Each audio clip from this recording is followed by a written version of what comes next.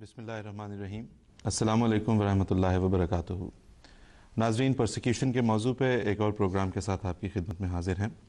اس programme میں ہم دیکھتے ہیں کہ جہالت کے اندھیروں میں بھٹکنے والا ایک مخصوص طبقہ کس طرح سادہ لو مسلمانوں کو احمدیوں پر ظلم اور زیادتی کرنے پر اکساتا ہے.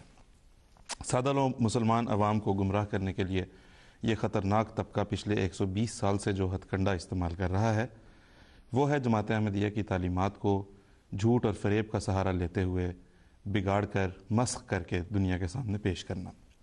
مگر اس پروگرام میں جب ہم ان ساری باتوں کا تذکرہ کرتے ہیں تو اس کا مقصد ہرگز خدا نخواستہ یہ نہیں ہوتا کہ ہم کوئی شکوہ یا گلہ کر رہے ہیں، کیونکہ ہم تو حضرت بانی سلسلہ عالیہ احمدیہ حضرت مرزا غلام احمد قادیانی علیہ السلام کی تعلیمات کی روشنی میں صرف اور صرف خدا تعالیٰ کے آستانے پر اپنی فریاد کو پیش کرنا جانتے ہیں. اس پروگرام میں ان ساری باتوں کے تذکرے کا واحد مقصد یہ ہوتا ہے کہ ہمارے غیر احمدی ناظرین تک احمدیت کی وہ تعلیم پہنچے جو در حقیقت حضرت مرزا غلام احمد قادیانی علیہ السلام کی تعلیم ہے، اور حضرت مرزا غلام احمد قادیانی علیہ السلام مسیح موعود و مہدی موعود کی تعلیم در حقیقت حضرت محمد مصطفیٰ صلی اللہ علیہ وسلم کی تعلیم ہے. آج میرے ساتھ پروگرام میں یہاں پہ تشریف رکھتے ہیں مکرم محترم مولانا عطا المجیب راشد صاحب، امام مسجد فضل لندن اور مبلغ انچارج جماعت احمدیہ برطانیہ، اور آپ کے ساتھ تشریف رکھتے ہیں مکرم محترم لائق طاہر صاحب. آپ ہڈرسفیلڈ برطانیہ میں مربی سلسلہ کے طور پہ خدمات کی توفیق پا رہے ہیں. اور اس پروگرام میں ہمارے ساتھ شامل ہیں محترم داؤد خان صاحب. آپ بین الاقوامی قانون پر اور ہیومن رائٹس کے ایشوز پر گہری نظر رکھتے ہیں. داؤد خان صاحب، آج کی گفتگو کا آغاز آپ سے کرتے ہیں. جب نام لیا جاتا ہے پرسیکیوشن کا تو دا ٹرم پرسیکیوشن، اس کے ساتھ جو پہلی چیز ذہن میں ابھرتی ہے وہ ظلم، بربریت، وائلنس کی ایک تصویر ابھرتی ہے.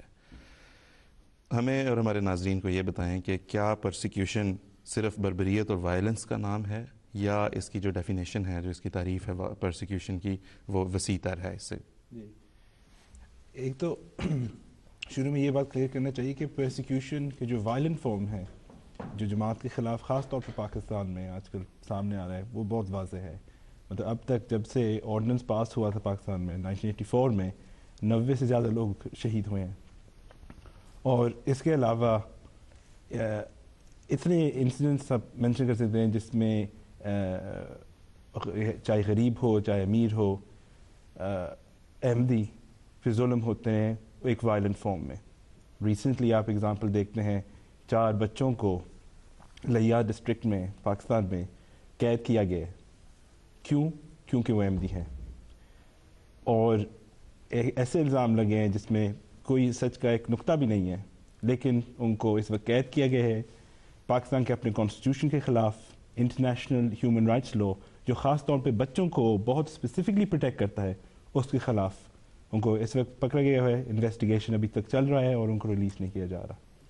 تو یہ ہے اس کا وائلنٹ اور فزیکل فارم. لیکن ساتھ ایک اور فارم ہے جو شاید میڈیا میں زیادہ نہیں آتا، جو شاید سامنے نہیں زیادہ آتا، وہ ایک ہے مینٹل اور سائیکولوجیکل افیکٹ اس پرسیکیوشن کا. بس یہ بات ہمیں یاد رکھنا چاہیے کہ پچھلے 25 سال میں ایک پوری جنریشن پاکستان میں احمدیوں کی ایک ایسی ہے جنہوں نے کبھی اذان نہیں سنی اپنی مسجد سے، کبھی ایک جلسہ اٹینڈ نہیں کر سکے.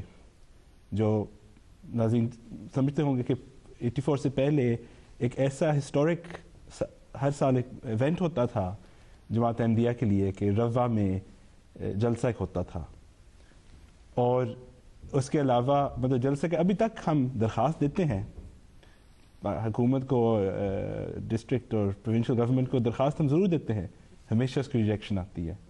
اس کے علاوہ دیکھیں پاکستان میں جو ہمارے آگزیلری آرگنائزیشن میں مجلس خدام نے دیا کہ باقاعدگی سے ہمارے خدام کے اجتماع ہوتے تھے، ان کی بھی اب اجازت نہیں ہے. اور ایک سمپل چیزیں ہیں جو عام مسلمان اور ملکوں میں ایک طرح سے فور گرانٹڈ لیا جاتا ہے کہ سلام کہنا، کلمہ اپنے زبان سے بولنا، یا کہیں بیچ پہ لگانا یا اس طرح دکھانا، یہ سب باتیں اب ہمارے جو بھائی ہیں اور بہن ہیں پاکستان میں وہ نہیں کر سکتے. اور اس کے علاوہ ایک جو ڈیپر امپیکٹ یہ ہے کہ مثلاً جس طرح آپ نے شروع انٹروڈکشن میں بات کی ہے کہ ٹارچر کیا جائے اور ایک الزام لگایا جائے ہمارے احمدیت کے تھیولوجیکل پرسپیکٹو سے، اس پہ اگر ہم جواب دینے کی کوشش بھی کریں تو ہمیں الزام لگ جاتا ہے ہم تبلیغ کر رہے ہیں. اور اس کے مطابق مشکل تو یہ ہے کہ الزام کا جواب دیں کیسے، کیونکہ اخبارات پر پابندی ہے، ہمارے اشتہارات پر پابندی ہے، ہم کوئی چیز شائع نہیں کر سکتے، اسلامی اصطلاحات کا استعمال نہیں کر سکتے، نہ زبان کے ذریعے نہ قلم کے ذریعے. تو جب اس قسم کی پابندیاں لگا دی گئی ہیں تو صرف یک طرفہ کارروائی ہے، اعتراض اعتراض اعتراض، جواب کا موقع ہی نہیں. 2 باتیں اس بارے میں عرض کرنا چاہوں گا. ایک تو لئے میں 4 بچوں کے ساتھ ایک 5ویں فرد بھی ہیں جن کی عمر 45 سال کے قریب ہے، وہ بھی ساتھ ہی قید کیے گئے ہیں، اور وہ بھی دفعہ 295C کے تحت جس میں سزائے موت ہے اس میں وہ ہیں. دوسرے آپ نے ذکر فرمایا کہ 83 کے بعد جلسہ نہیں ہوا. 2 باتیں اس بارے میں. ہمارا جلسہ نہیں ہوا، لیکن ربوہ میں ختم نبوت والوں کا جلسہ ہو رہا ہے، جس میں دشنام درازی کھلے الفاظ میں جماعت کے امام اور خلفاء کے بارے میں اور حضرت مسیح علیہ السلام کے بارے میں گندہ دہنی، ہر قسم کی گندی زبان استعمال ہو رہی. تو دوہرا ظلم ہو رہا ہے جماعت پہ کہ نہ اپنا جلسہ کیے جانے کی اجازت ہے، اور دشمن جو ہے مخالف کھلے عام اجازت ہے انہیں، جلوس نکالتے ہیں ربوہ کی گلیوں میں. اب تو توڑ پھوڑ بھی شروع کر دیا تھوڑا بہت انہوں نے. تو یہ ظلم کی انتہا ہے جو کر رہے ہیں. ایک تو 2 باتیں اس سے اگر میں سمرائز کر سکتا ہوں، اس میں 2 باتیں مجھے لگتا ہے کلیئر ہیں.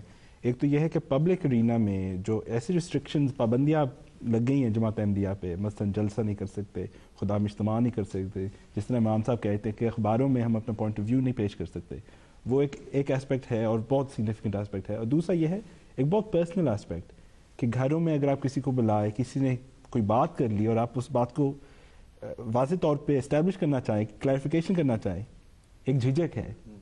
کیا پتہ ہے کل کوئی بندہ پولیس اسٹیشن پہ جا کے رپورٹ، حالانکہ آپ اس کے سوال کا جواب دے ہوں گے. جی بالکل. تو ایک بہت پرسنل اور سائیکولوجیکل ایسپیکٹ بھی ہے اس کا. جی، اور یہ کہ یہ ایک فیملیز میں چلتا ہے، بچوں تک ٹرانسفر ہوتا ہے اسی چیز کا خوف کہ ہم اس چیز کا اظہار کریں یا کس طرح کریں، ہم اپنے عقائد کا اظہار نہیں کر سکتے. بڑی اس لحاظ سے ایک تکلیف دہ صورتحال ہے.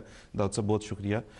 داؤد صاحب نے جو بھی جواب دیا اس بات کا، اس سے آپ کو پتہ چلا ہوگا کہ پرسیکیوشن صرف یہ ظاہری ظلم اور بربریت اور وائلنس کی شکل میں نہیں ہوتی، بلکہ ایسی شکل میں ہوتی ہے کہ جس سے نسلیں متاثر ہو سکتی ہیں. اور جماعت احمدیہ کو ٹارگٹ بنایا جاتا ہے ہر 2 طرح کی، بلکہ ہر طرح کی پرسیکیوشن کا. بہت شکریہ داؤد صاحب. یہاں سے ہم اب گفتگو کو آگے لے کے چلتے ہیں. ہم اپنے ناظرین سے کہتے ہیں کہ وہ ہمارے جماعت احمدیہ کے عقائد سے متعلق کوئی غلط فہمی اپنے دل میں رکھتے ہوں، کوئی ان کے ذہن میں سوال اٹھتا ہو، احمدی ہوں یا غیر احمدی، کسی چیز سے متعلق وضاحت چاہتے ہوں تو وہ ہم سے ضرور رابطہ کریں. اللہ کے فضل سے بہت شوق سے لوگ رابطہ کرتے ہیں اور پوچھتے ہیں سوالات. اس وقت ایک سوال ہمارے پاس موجود ہے جو ہمارے ویورز کی طرف سے ہمیں ملا ہے، اور یہ ویڈیو فارمیٹ میں ہم اس کو چلائیں گے.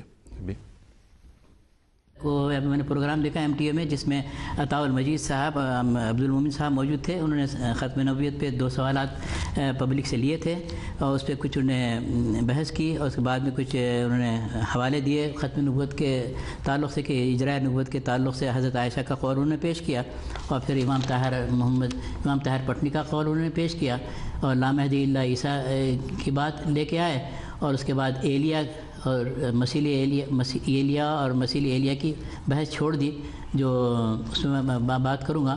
اور ایک حدیث کا بھی حوالہ دیا کہ جو مہدی آئے گا تو عادل ہوگا اور امام ہوگا اور مہدی ہوگا. حوالہ انہوں نے دیا مگر حدیث کا کوئی حوالہ نہیں دیا.